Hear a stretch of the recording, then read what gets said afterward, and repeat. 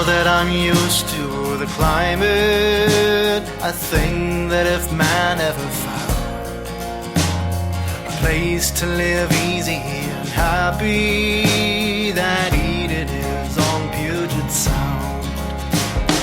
Eden is on Puget Sound. That Eden is on Puget Sound. A place to live easy and happy. That Eden is on Puget Sound. You are listening to the Seattle Files. My name is Chris Allen. I'm your host, and every week I get together with a different local comedian, and together we discuss the strange, unusual, interesting, and oftentimes lesser-known aspects of our local history.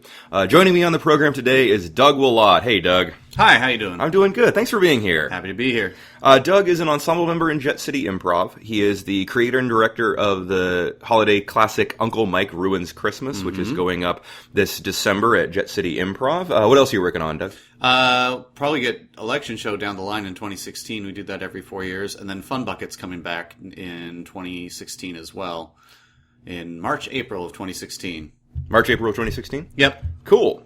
And it's going to be Saturday nights at 10:30 at Jet City, It correct? will. And then if you Google my name, you'll probably see various random YouTube commercials and videos along the way. Awesome. So feel free to Google Doug Willott. Google me all you want. So, Doug, how long have you lived in Seattle? In the My Seattle whole area? life, born and raised. Born and raised. With the exception of 6 months when I lived in Mount Lake Terrace. Those were dark days, weren't they? They had their highlights. Okay.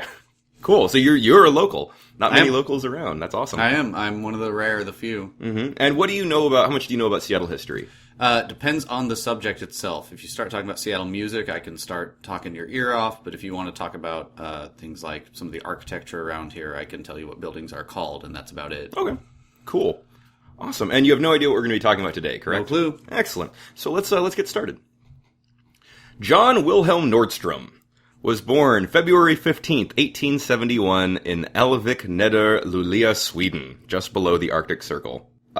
His father was a farmer and a blacksmith who died when Nordstrom was only 8. At age 11, his mother pulled him out of school to work on the farm and help support the family. That was good of her. Well, you gotta support the family. Right. Mm-hmm. At age 16, he decided to go to America to seek his fortune in the New World. With his mother's blessing, he took $112 that his father had left him at his death and set out to cross the Atlantic Ocean without knowing a word of English. He sought to meet with a cousin in Michigan, and by the time he had crossed the ocean and purchased a train ticket, he arrived in Michigan with $5 to his name. Wait, how much was the train ticket at that time? Because the boat and then the train, that's what he spent his money on. Yeah, well, he also had to get to Stockholm in order to get, because he was living way up north in Sweden. Sure. So to cross Sweden and then to get on a boat to the United States and then get to a train to Michigan. And he probably had to eat. And he had to eat, yeah. So he spent about $107. Okay. Mm-hmm. So he arrived in Michigan in 1887. He worked on logging camps and in iron mines doing whatever manual labor he could. Mining was dangerous work, and it was not uncommon for men to die in the mines where he worked. After a year, he learned from a friend he made working that in Colorado, one could make $3.50 a day working in mines there. A princely wage for an unskilled laborer, he had only been making $1.60 a day in Michigan. That's a nice markup. Mm-hmm. He saved up his money to buy a train ticket to Colorado, but upon learning a ticket to San Francisco was actually less than a ticket to Denver, he decided to head to San Francisco instead, even though he had no contacts or any prospects of work there. Okay. He's rolling the dice. Yeah. What year was this again now? This is 1887. Okay. When he arrives. Mm-hmm. For the next decade, he worked as a miner and a logger up and down the West Coast until in 1896 he had scrimped and saved up enough money to buy a 20-acre farm in Arlington, Washington. His plan was to work in logging camps during the summer and to improve the farm during the winter and make as much as he could. So was he planning on, commuting from Arlington down to San Francisco, or had he completely, you see, up and down the West Coast at this point, had he centralized any particular logging camp at this point, or was he still He was working all over the place. He was working wherever the work was available. Because Arlington isn't exactly like, now I've got a good spot between Washington and Oregon. Right, but he was able to buy a parcel of land up there. So his plan was, I'm gonna do some logging, but then I'm going to focus on farming and have my own farm, and then expand my farm and grow my farm and make money that way. I think he should have gone for Vancouver, Washington. You think so? I think so. I think he made a mistake. All right. Please start the story over and get it right. Okay, and get it right this time? Yes. Cool. Then, July 17th, 1897, a steamship pulled into Seattle and changed everything. The SS Portland docked on the Seattle waterfront, and a group of 68 miners unloaded over 2 tons of gold that they had spent the last year mining from the Yukon Territory in Canada. The news ripped through the Pacific Northwest and then to the rest of the world. Gold had been discovered in the Great White North, and what followed was a stampede of men and women who wanted to get to it. The gold was discovered on the banks of the Klondike River, and so began the Klondike Gold Rush. Nice. Yeah. So what year is this now again? 1897. Right. So he's been in America for about 10 years. Okay. From Nordstrom's biography, I went to Arlington one Saturday night to attend the Oddfellow Lodge, planning to come back the following morning. Sunday morning, I got up and bought a morning Seattle Post Intelligencer to read during breakfast. Splashed across the page was the news: gold had been found in the Klondike in Alaska. A friend and I were sitting there discussing the big news, reading the paper over and over again. Finally, I slammed the paper down on the table and said, "I'm going to Alaska. Will you go with me?" He thought for a minute and said, "No." Then I returned to camp and got my things and what little money I had, and by 4 o'clock that afternoon, I was on the train bound for Seattle and a new adventure. He sounds like the type that's just whatever he feels like doing, that's what he does. Yeah. He answers to no man. Yeah. Was he married at this point? Did he have any family, do we know of? He was not married at this point. He had some cousins living in the United States, but it's just him. Okay. His family is mostly in Sweden still. Okay. So yeah, he's just doing what he wants. All right.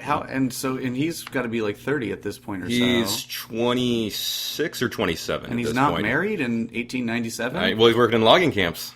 Not a lot of women in logging camps. Well, You sound very disappointed in John Nordstrom so far. I'm just saying, it's 1897, and you're like 27, 28 years old. If you're not married at that point, what's wrong with you? All right. Was he pretty? I've seen pictures of him around this time, and he was a good-looking guy. Something's wrong. Yeah. Something's wrong? Yeah. So you think something fishy is going on? Unless he's like international playboy, the known as the ladies' suite or something like that. I don't think there's a nickname that ever caught on with him. Let's find out. Nordstrom went to buy a ticket on a ship to Alaska, but found there was already a long line. Many other people had the same idea. He partnered up with 2 other prospective miners, and together they bought tickets to Skagway on a coal freighter. In the week interim between when they bought the tickets and when they departed, the 3 men set out to buy supplies. It was first recommended and then required that any man setting out for the Klondike bring with him a full year's supply of food, clothing, and equipment.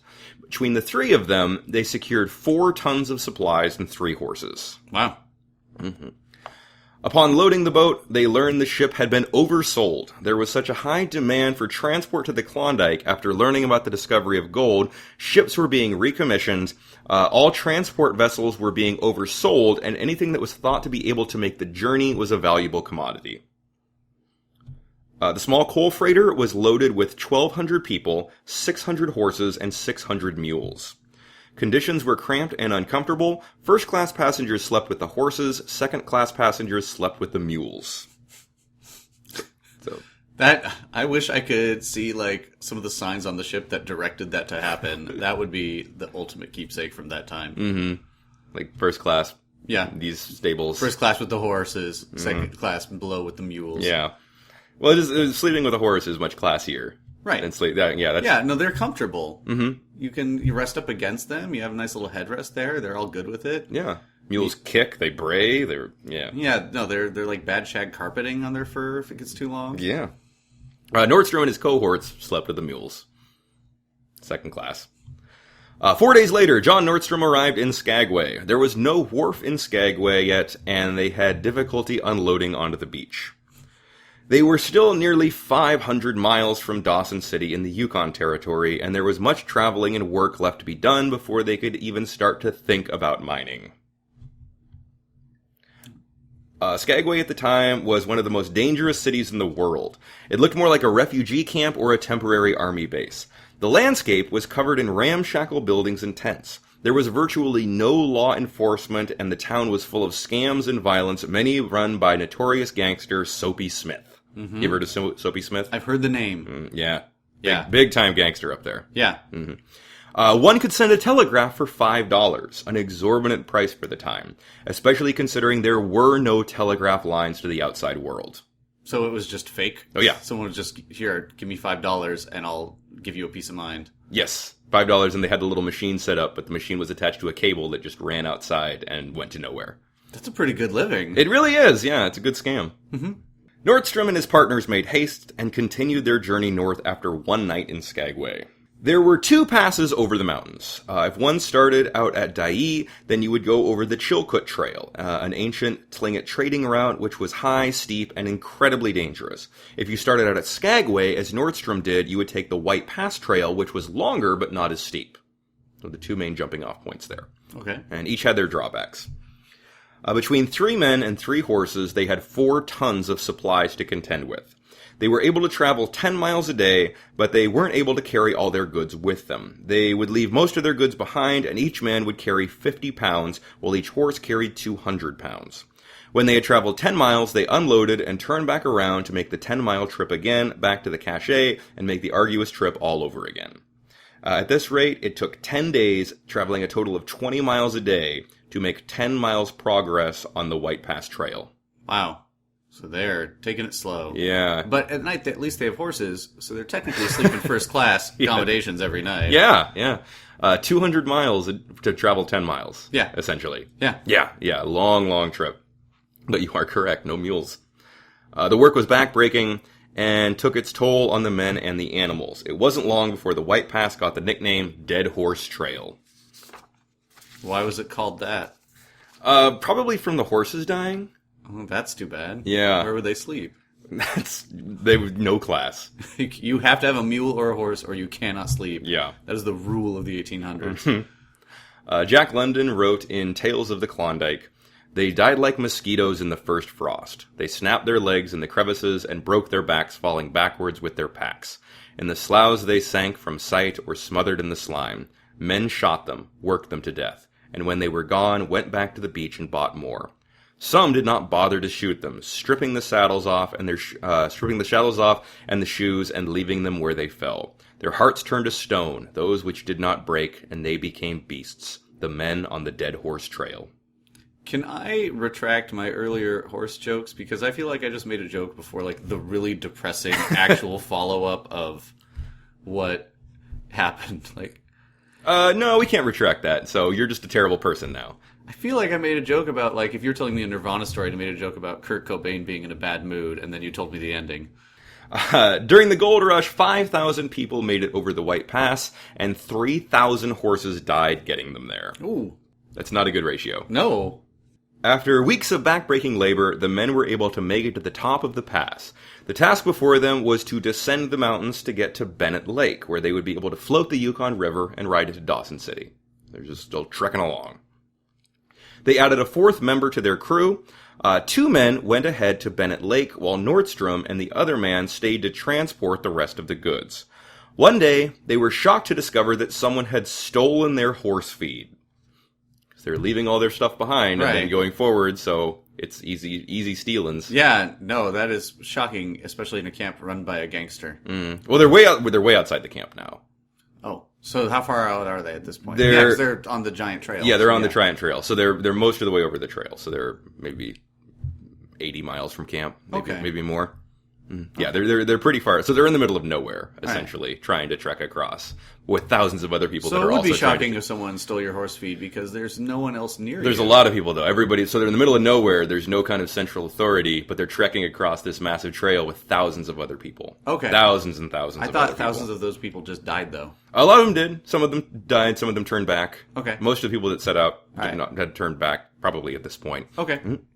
But there's still people out there, and everybody's in this rush to get to the Klondike before everybody else does. Got it. So Okay. it's this huge rush to get out there. I think I have it all in my head correct now. Okay. Sometimes I'm bad with details. Yeah, so they're out there, there's thousands of other people, and they're all trying to get in this one place. You ever see the movie Rat Race? Yes. Yeah, it's kind of like that. Wow.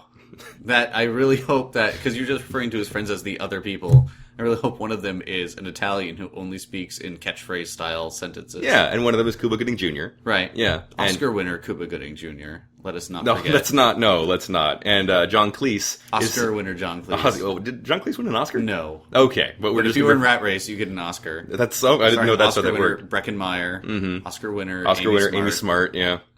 Cameo by Oscar winner Billy Zane. Oscar winner Rowan Atkinson. Right. Yeah. Or Dean Cain, not Billy Zane. Dean Cain. They sound the same. They do. Very Both similar. are Supermen. So somebody sold their horse feed, and Nordstrom had no choice but to hike alone all the way back to Skagway to buy more. So while en route, he slipped and fell crossing a river, soaking him in freezing cold water. Which is how people die. Right. This story may end different than I thought it would. Mm-hmm.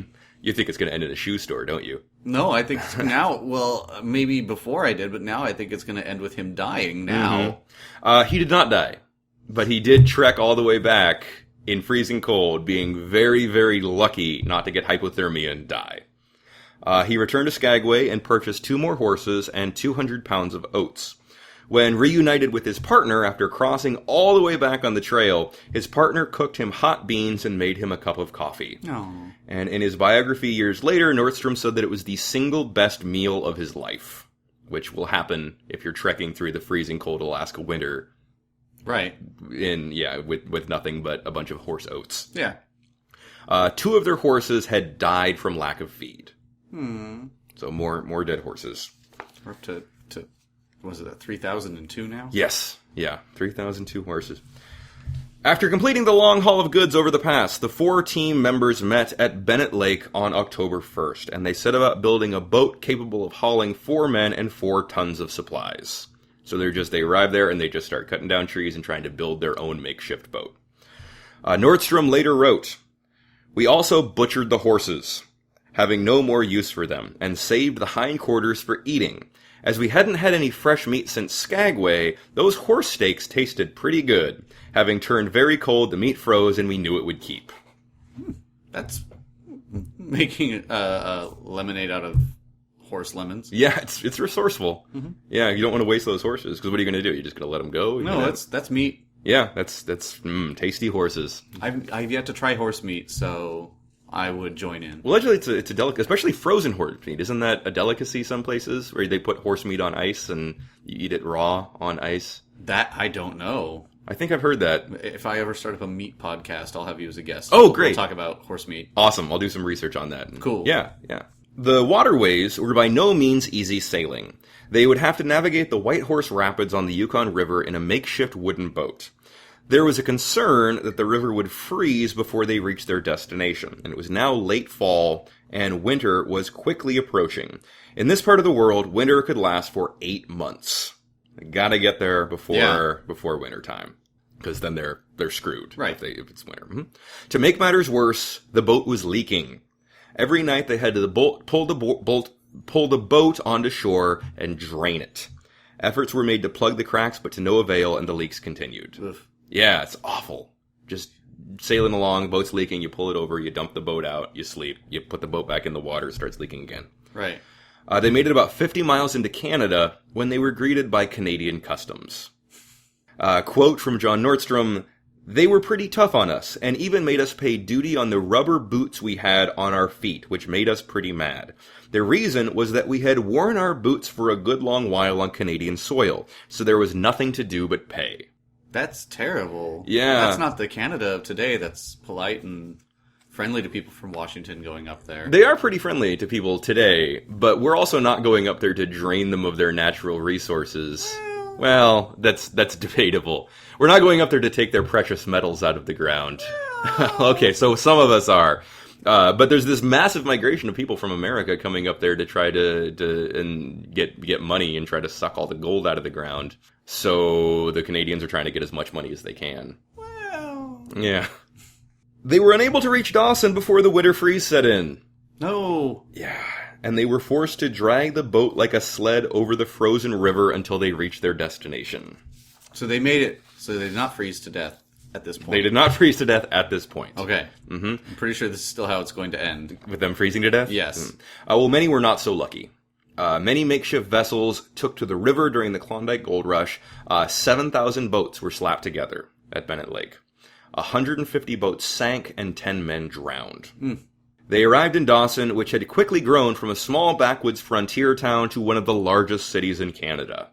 This tiny little area, this tiny little city in the middle of nowhere, not even a city, but just a small town, was now just this huge, almost metropolitan kind of space because of the finding of gold. There were saloons, dance halls, many of the luxuries of home. Renting a room was 25 times higher than what you would pay in New York City at the same time. Wow. Yeah. It's in the middle of nowhere. Right. Yeah, no, even today, it's not like Dawson is a massive destination in Canada. There's no hockey team, so you know it's not a famous place. Is that how you gauge whether or not That's a city how I is big in gauge. Canada? Is there an NHL team from that city? No, then it's not one of the major Canadian cities. It's a big tourist place now. People go up there. Just hang out in Dawson? Hang out in Dawson. Is it still more expensive than New York? I don't think so. Okay. I'm not sure. I've not been myself. All right. Someday, hopefully. One day. One day, I'll go. We'll do the Dawson Files. Yeah. And you can tell this story from the Dawson perspective. Yeah, those bastard Americans coming up here. We got their duty. Leaving their boot rubbers all over our forest. Also, we're Irish. We here in Dawson, it's a Republic of Ireland in the middle of Canada. The four built a small cabin on the outskirts of town, and there were no window panes available. They couldn't buy glass, so they used whiskey bottles. And they lined their windows with empty whiskey bottles. These guys bottles. would be amazing at Minecraft by the sound of it. Yeah, I think you're right. Dawson was just a home base, a jumping off point for miners looking for gold in the surrounding areas.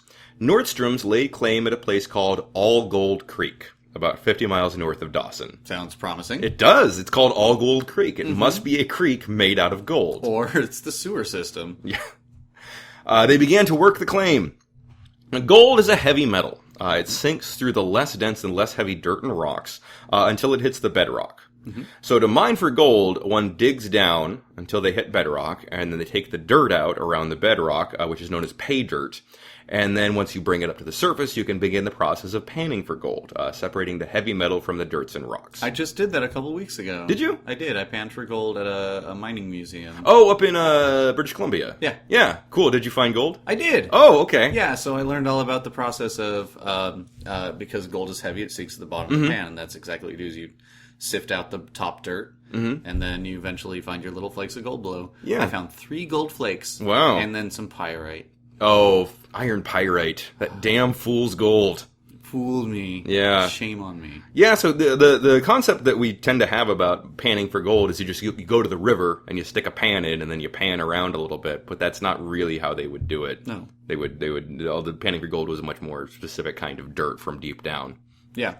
Do you think they put that gold in there for you to find, or do you think you actually found gold? Well, not to ruin the illusion, but they told us that they put the gold in there for us to find, and then they import sand and dirt to put on top of it. They import sand and dirt? Yeah, well... Isn't there sand and dirt available there? I believe they're coming back to America and sucking out our minerals for revenge. Oh, those bastards. Yeah, but I guess technically I did go to Canada and take their minerals out of their country. You did, yeah.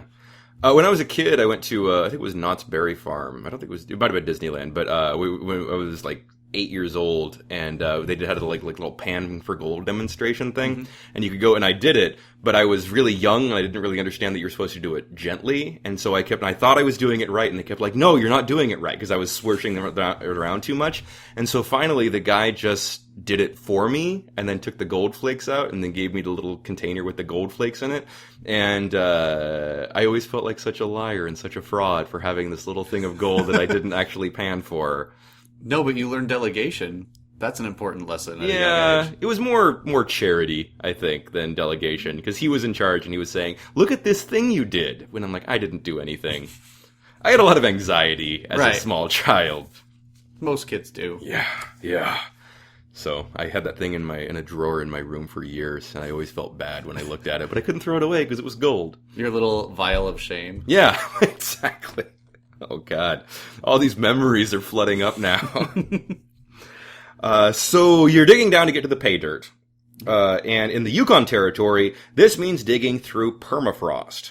So fire needed to be used to melt the ground so that shovels and pickaxes could be used to dig down and reach the pay dirt, making the already laborious process of mining even worse, having to melt the ground.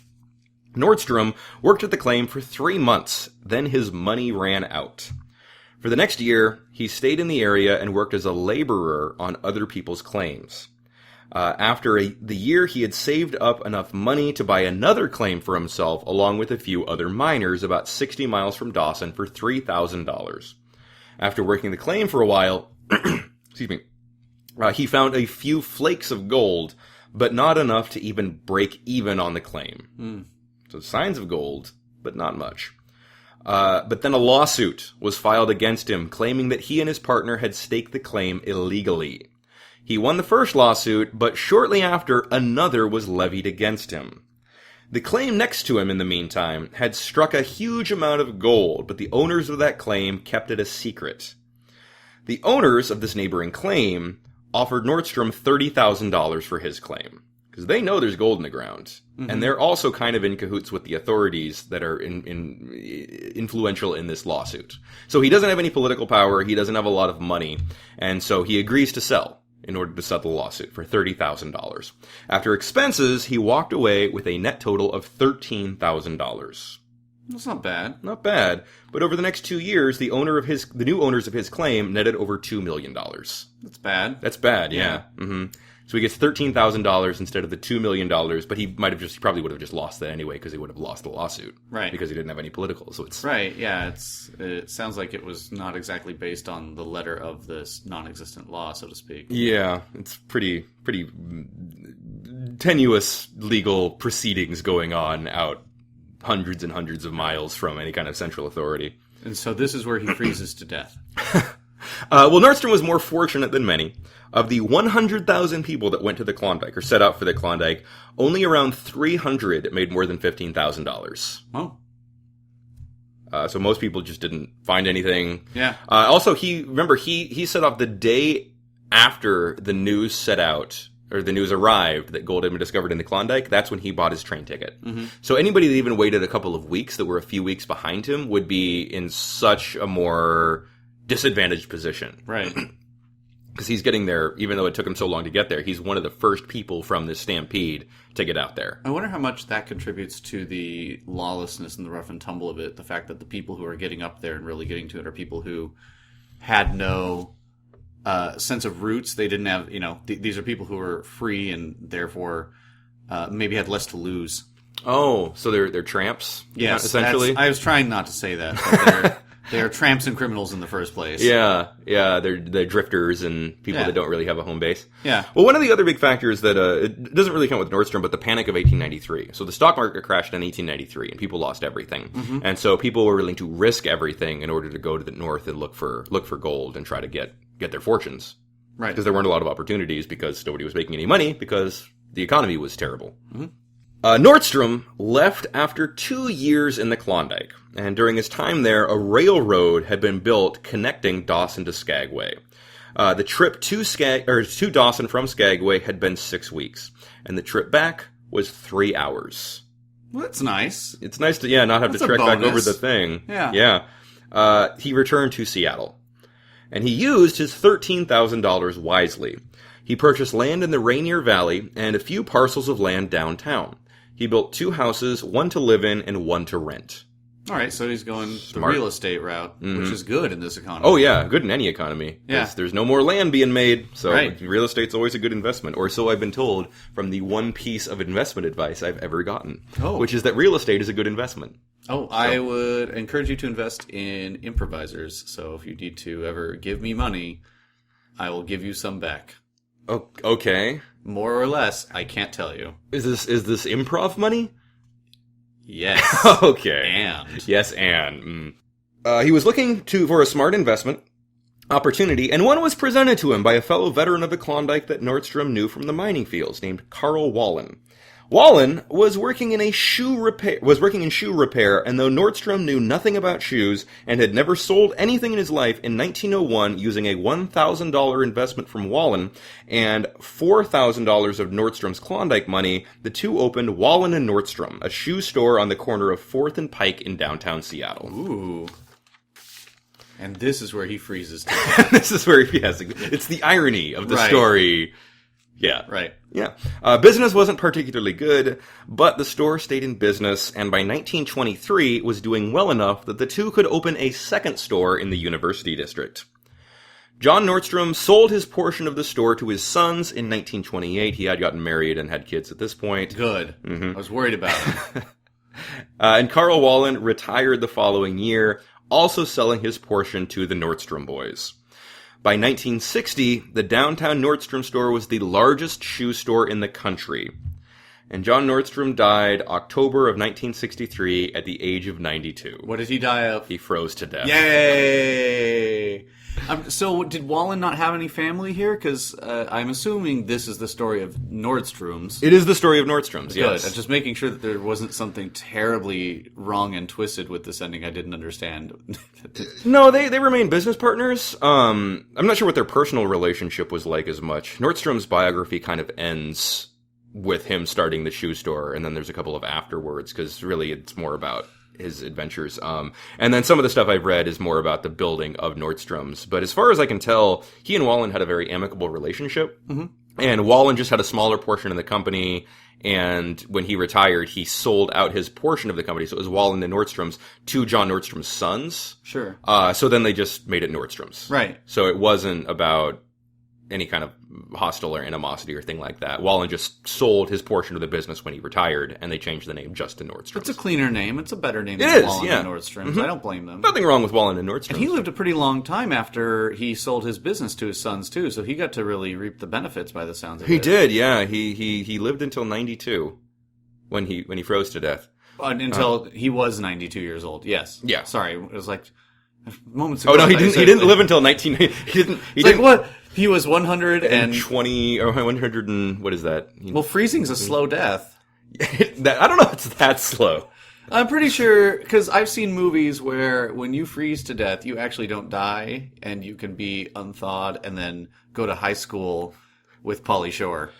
Are you referring to the movie Crash? Yes. Crash. Yeah, that's what I thought that you were talking about. Mm-hmm. Yeah. Academy Award winner Crash. Yes, exactly. All about a caveman who learns that various races have racism. Well, I'm not going to lie. I think Encino Man was a better movie than Crash. I don't think that's an unshared opinion by a lot of people. I believe he was still active in the business in some capacity, because that Swedish work ethic, you go to work every day, you work all day. Like, Scandinavians have a notoriously good work ethic. True. And today, Nordstrom's is run by the fourth generation of Nordstrom's. They operate 304 stores in 38 states and Canada, and I think the empire all started with a Swedish immigrant who didn't speak a word of English with $5 in his pocket. I didn't know Nordstrom's was a Swedish name until now. Yeah. That's interesting. Mm-hmm. I've definitely purchased shoes from there. I'm trying to think of the shoes I'm wearing. I probably actually got from a Nordstrom rack. Yeah. So I really like Nordstrom's because they have excellent customer service, but they also have wide shoes. And I have freakishly wide feet. I wear a 4E. And most people don't even know what size that is. I don't. The E's refer to width. So 2E is a wider, 3E, 4E. And so most shoes people don't even need to consider that. Wow. But that's why I like Nordstrom's, because they have dress shoes in 4E, which are super wide. Sure. Yeah. Sure. What's your other size at the other angle of it? I wear a size 11 4E. Okay, that's fair. Yeah. But my feet I have duck feet, basically. Yeah. My whole family has duck feet. Okay. Mm-hmm. That's nothing to be ashamed of. No. That will help you survive in rivers and streams. It will, yeah. It helped me swim better. Yeah. Mm-hmm. And maybe that's why, because he fell in the stream and he didn't want anybody to have to duck feet. So I'm curious, they're still in downtown Seattle. Is that store that is down there, do you know if that is... That's not the original site. That's not the original site. They've moved a little bit. They moved, so there is the old Bon Marché. Yeah. Which is another... It's Macy's now. Oh, Bon Marché is Macy's, and Frederick and Nelson's. Frederick and Nelson's. So they were all the big department stores, and they ended up moving from their small store to one of the larger spaces. Now I'm trying to remember if Frederick and Nelson's, that building was, oh gosh. Because I remember it as a kid, but it's not like I hung out downtown a lot as everything was changing, you know? Right, and as a kid, you're probably not super interested in going to high-end clothing stores. Right, yeah, nor is downtown real estate something that, 14-year-old Doug was like really curious who's going to move to what building. Mm-hmm. And Old Navy's going in. I don't care, said Doug Never. Mm-hmm. I don't know. I don't remember when they moved, but that's not the downtown Nordstrom store is not the original site of the store. Right. It's close, but it's not the original site. Did you say the original site in there? 4th and Pike. 4th and Pike. 4th and Pike. Yeah. So that is really. It's pretty close. Yeah, I think it's just down the street. Yeah, and they've got they just opened a rack, I think on 2nd or 3rd, or no, they opened it in Westlake. It was on 2nd and 3rd. So in a way, they're right back there at this point. Yeah, that's 4th and Pine. So yeah, the Nordstrom Empire. Yeah. High-end clothing, high-end shoes, and adventures with almost freezing to death over and over and over again.